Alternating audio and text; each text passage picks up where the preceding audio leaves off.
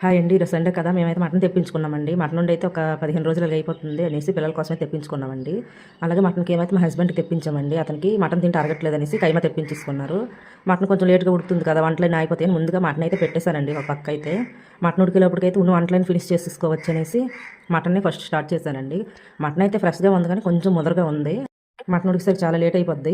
ఈలోపైతే పులావ్ చేస్తానండి. White rice అయితే అసలు ఎక్కట్లేదు. అందుకని కొంచెం వెజ్ పులావ్ లాగైతే చేసేస్తాను. మటన్ అయితే ఎక్కువసేపు అయితే నేను వేయించుకుంటానండి. ఎంత బాగా వేపితే అంత బాగుంటుంది మటన్ అయితే.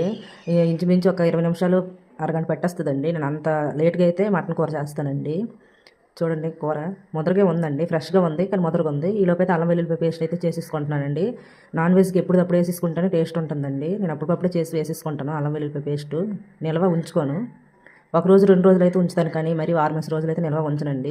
నాన్ వెజ్ కూరలకైతే ఎప్పటికప్పుడు వేసుకుంటేనే టేస్టులు బాగుంటాయి. అలాగే కారం కూడా వేసేసానండి. కారం వేసేసి వాటర్ వేసి ఉడకపెడుతున్నానండి ఇంకొక పక్క. పులావ్ అయితే రెడీ చేసుకుంటున్నాను. కొంచెమే చేస్తున్నానండి. వెజ్ పులావ్ కూడా ఎక్కువ ఎక్కదు. దమ్ బిర్యానీలు గట్ట అయితే స్పీడ్గా ఎక్కిపోతాయి. ఈ పులావ్ కూడా ఎక్కదు. వెజ్ పులావ్ అయితే కొంచెం క్వాంటిటీలో తింటారండి. దమ్ బిర్యానీలు అయితే ఎంత తిన్నా సరిపోదు అన్నట్లు తింటాము. వెజ్ పులావ్ కనుక కొంచెం తగ్గించేసి చేస్తున్నానండి. చాలా రోజులయ్యిందండి వెజ్ పులావ్ చేసి.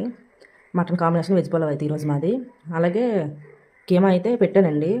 అదైతే ఫ్రై చేస్తాను. అది కొంచెం ముదరగానే ఉంది. చాలా టైం పెట్టేస్తుందండి. ఇప్పుడు 11 అయింది. ఇంచుమించు 1 గంట అయిపోవచ్చు నా వంటలు అయ్యేసరికి. ఆదివారం కదండి కొంచెం ధీమాకు పెట్టాను వంట అయితే.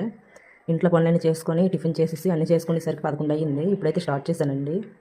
నార్మల్ డేస్ కానీ సండే రోజు నాకు ఎక్కువ పని ఉంటుందండి. ఎక్కువ పని ఉన్నా సరే బతికించేస్తాను.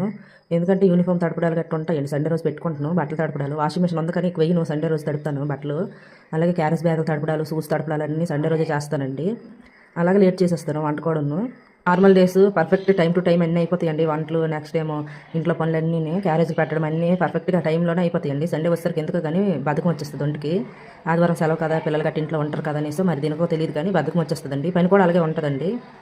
ఈలోపైతే బిర్యానీ అయిపోయిందండి. మటన్ కూడా ఉడికిపోయింది. నెక్స్ట్ టైం కీమా ఫ్రై కూడా అయిపోయిందండి. మా చిన్నవాడికైతే పెట్టేస్తున్నానండి. నాన్ వెజ్ కదా తొందరగా తింటాడు. వెజ్ కర్రీలు అయితే మాత్రం ఇంటి పట్టుకు కూడా రాడండి. నేను కూడా ఆడ పెట్టేసిన తర్వాత తినేస్తానండి. ఏంటి అక్క మీ ఆయన పెట్టుకుని నువ్వే ముందు తినేస్తాం అనుకోకండి. అతను వచ్చేసరికి 2:30 అయిపోద్దండి. ఒకసారి 3:30, 4 కూడా అయిపోద్దండి. అతను బిజినెస్ పరంగా ఎప్పుడు ఖాళీ అయితే అప్పుడు వస్తారండి. మీరేమో అనుకుంటున్నారండి నా కామెంట్ సెక్షన్లో కామెంట్ చేయండి. ఓకే బాయ్ అండి.